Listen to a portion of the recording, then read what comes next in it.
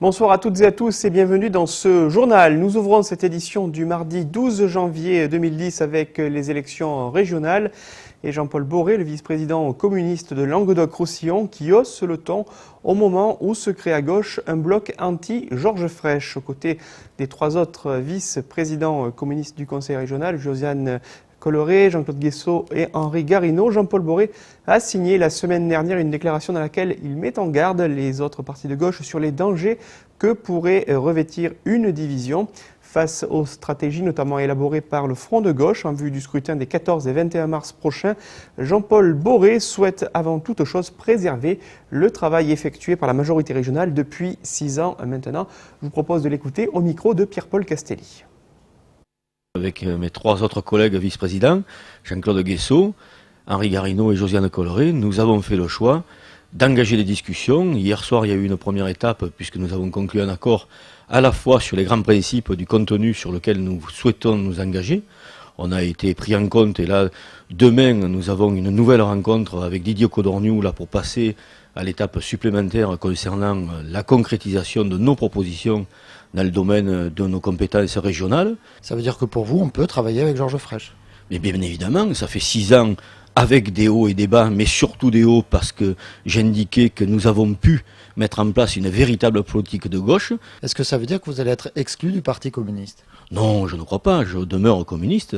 D'ailleurs, nous allons nous appeler les communistes. Nous le revendiquons et nous savons aussi que nous avons de nombreux membres du Parti communiste, d'élus, qui soutiennent notre démarche parce que nous refusons à une très grande majorité l'aventure qui consiste à laisser la moindre chance à la droite de reprendre la région. La division n'est pas de notre camp. Le vice-président communiste du Conseil régional Languedoc-Roussillon qui se projette également dans le débat sur l'identité nationale. Dans une lettre datée d'aujourd'hui, Jean-Paul Boré indique au préfet du Gard, Hugues Bouzige, qu'il ne participera pas au débat auquel il avait été invité par ce dernier. Jean-Paul Boré qui réclame par ailleurs l'arrêt de la campagne sur l'identité nationale qu'il estime être à l'origine d'une stigmatisation d'une partie de la population et qui réclame un respect de la Constitution française et du vivre ensemble selon ses propres termes. À Nîmes, le deuxième débat sur l'identité nationale se déroulera ce mercredi 13 janvier à partir de 18h au théâtre Christian Liger. Une préparation des élections cause bien des tourments aux acteurs de la gauche locale. C'est notamment le cas au Gros-du-Roi où le conseiller régional socialiste sortant Robert Crost a appris dans un premier temps qu'il rétrogradait de la 5e à la 11e place sur la liste gardoise.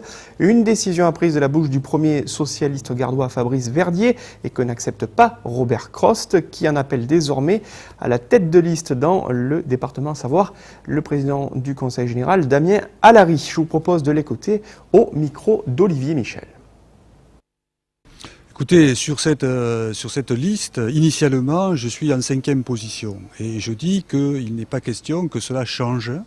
En ce sens, je suis soutenu par notre tête de liste Damien Allary et par Fabrice Verdier. Et c'est notre position aujourd'hui. J'ai connu quand même quelques mésaventures en début de semaine dernière, puisque j'avais été relégué à 11e position. C'était totalement irrespectueux de critères que nous avions posés d'emblée et qui ont été validés par l'ensemble des militants. Donc sur cette base-là, nous avons demandé et nous continuons à demander le respect de ces critères. Bien sûr, on admet qu'il faille négocier, qu'il faille quelquefois prendre en compte bien sûr les partenaires, mais il n'est pas question que d'une 5e position, je me retrouve relégué à une 11e position.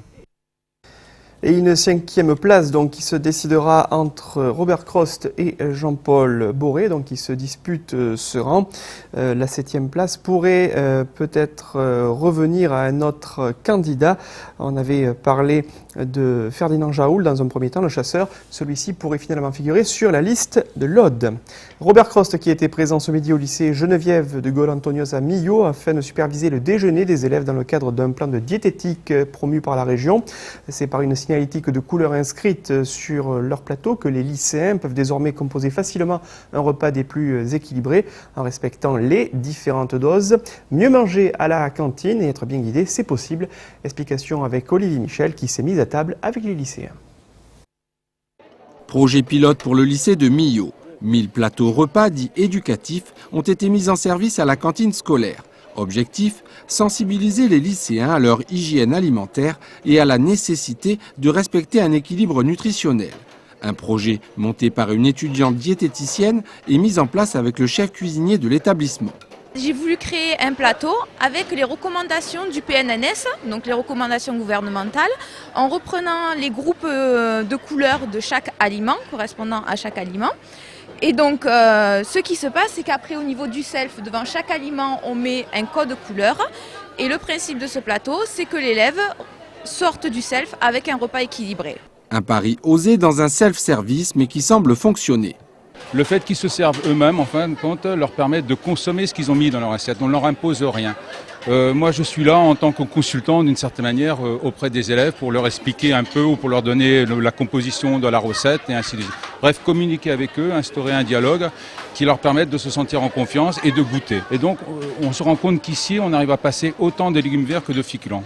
C'est-à-dire 50% de légumes verts, 50% de féculents. Une action innovante et expérimentale financée par la région à hauteur de 15 000 € et qui rentre dans le cadre du plan régional nutrition santé. Il y a un véritable problème de santé publique, il y a une véritable épidémie d'obésité et de diabète de type 2. Eh bien ça, il faut le prendre à bras le corps, mais toujours bien sûr avec une orientation éducative et participative. Quant aux principaux intéressés, les élèves, ils ne peuvent rester insensibles aux messages et indications véhiculés par leur nouveau plateau repas. Eh ben en fait c'est simple en fait parce qu'avec les petites étiquettes qui sont là-bas, on peut faire un repas équilibré facilement et rapidement surtout. Par exemple moi qui n'a jamais de repas équilibré, ben justement ça m'aide à fonctionner couleur, c'est cool quoi. Selon son évaluation, l'expérience de ce plateau repas éducatif pourrait être étendue à d'autres lycées régionaux. C'est hier soir que s'est déroulée la traditionnelle cérémonie des vœux de l'agglomération nîmoise au siège de Nîmes Métropole, un acte placé sous le signe des perspectives d'avenir et de l'élargissement des compétences de l'agglo, appelé à intervenir sur un plus grand nombre de domaines. Une cérémonie à laquelle Alain Bellon a assisté. Le commentaire est signé Laurie Baillet. En ce début d'année 2010, les vœux ont été prononcés à Nîmes Métropole devant de nombreux invités. Pour son président, Jean-Paul Fournier, les mots agrandissement et élargissement seront d'actualité. Déjà, les locaux de Nîmes Métropole avec de nouveaux bâtiments. Arrivée de nouvelles compétences comme les ordures ménagères, bibliothèques et d'autres secteurs encore seront concernés. Le programme économique, l'ANRU, la SMAC, le TCSP, le Grand Thalès seront développés, dynamisant cette année 2010. Ces vœux se sont clôturés devant un buffet jusqu'à tard dans la soirée. Et comme cela est d'usage, le début d'année est marqué et placé sous le signe des bonnes intentions avec différents vœux et des présentations d'actions. Du côté des jeunes agriculteurs du Gard, les actions parfois spectaculaires n'ont pas manqué l'an passé. Successeur de Xavier Fabre à la tête du syndicat, Jean-Baptiste Crouzet espère être entendu. Nicolas Pincheneau l'a rencontré afin d'évoquer les grands chantiers des jeunes agriculteurs gardois en 2010 ainsi que les perspectives d'organisation d'une deuxième édition du Grand Marché à Nîmes. Le syndicat des jeunes agriculteurs du Gard, présidé par Jean-Baptiste Crouzet, prépare 2010 comme une année de combat. Combat social pour obtenir des allègements de charges, combat économique pour maintenir leurs activités et de combat également pour promouvoir leurs produits. Le nouveau président des jeunes agriculteurs du Gard le sent comme ça, 2010, ça passe ou ça casse. Et ça fait quelques années que peu de choses changent malheureusement, on essaie un peu de faire bouger les choses mais on a du mal, alors on y travaille. On espère qu'en 2010 ça va changer, on espère tout le temps en début d'année. Maintenant on s'emploiera à faire évoluer les choses. La colère est latente, le jour où ça va exploser, ça fera du bruit. J'ai peur que ça fasse mal si on n'arrive pas à contrôler tout le monde, oui. Le syndicat compte bien jouer son rôle dans les revendications, mais continuera également son action de promotion et de mise en avant des produits. C'est un côté de notre métier, on est obligé de vendre notre production. Donc pour ça, il faut faire de la promotion. Donc c'est vrai qu'au niveau des jeunes agriculteurs, on a l'habitude de faire depuis plusieurs années, que ce soit le concours vin ou le grand marché ou des missions importateurs, donc pour promouvoir notre métier et nos produits. Donc on continuera à le faire puisque c'est un des vecteurs de notre métier Et on se battra pour ça aussi. Oui. Seule incertitude pour cette rentrée 2010, c'est la tenue d'une deuxième édition du Grand Marché. Lancé en avril 2009 sur l'Esplanade, où près de 15 000 personnes s'étaient déplacées pour goûter et acheter, c'était le but, des produits proposés par des jeunes agriculteurs français originaires de 7 régions différentes. De nouvelles régions souhaitent venir vendre leurs produits sur l'Esplanade. Donc nous, on compte sur l'appui de la municipalité et de l'agglo pour soutenir notre projet, donc comme ils l'ont fait l'année passée, pour que le Grand Marché, donc deuxième édition, soit une réussite et que l'on accueille encore plus de visiteurs et encore plus de vendeurs. Une première réponse pourrait être donnée en fin de semaine, mais déjà la proposition de remplacer les JMO, Journées méditerranéennes de l'Olivier, par le Grand Marché est dans les tuyaux. Ambiance flamenca anime avec ce soir le premier grand concert de l'édition 2010 du festival. Maïté Martins sera en vedette à partir de 20h au Théâtre de Nîmes pour un tour de chant attendu de tous. En marge des spectacles, les hauts lieux de la Fiesta Flamenca s'animent dans les cuissons. L'un d'entre eux, connu pour ses ardoises alléchantes, accueille l'exposition photographique de notre confrère Stéphane Barbier. Un vernissage tout en gourmandise autour des inconditionnels de l'art flamenco, au premier rang desquels Nicolas Penchino. Ça bouillonne dans la marmite depuis quelques jours avec le début du festival de flamenco qui, année exceptionnelle, fête ses 20 ans. Et donc, au restaurant La Marmite, chez Georges, Stéphane Barbier, photographe nîmois, propose une exposition intitulée Fine de Fiesta, un moment très particulier du flamenco. C'est ce moment très particulier de la fin des concerts où, avec une certaine exubérance, les artistes quittent la scène et qui est peut-être un des moments les plus joyeux, les plus festifs de la fin des concerts où l'âme flamenca s'exprime avec beaucoup d'exubérance. À l'occasion du vernissage de cette exposition qui s'est déroulée samedi dernier, alors que Jacques Main signait le livre Flamenco, édité spécialement pour les 20 ans du Festival de Nîmes, les tapas proposés par le chef emportaient les convives du côté de l'Andalousie. En fait, on a fait des pinchos avec Henri Leni, Enrique pour les intimes, et disons c'est des petits tapas qu'on fait par l'inspiration. J'ai fait un petit tapas à l'aïoli qui me plaît pas mal, quoi, avec de la morue et les petits légumes de l'aïoli.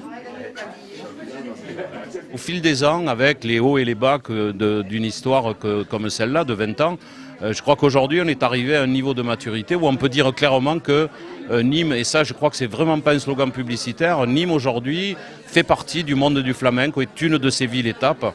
Et je crois que pour cette ville, sur le plan culturel, c'est plus qu'une satisfaction. Je crois que c'est un élément d'identité aujourd'hui qui est tout à fait intéressant.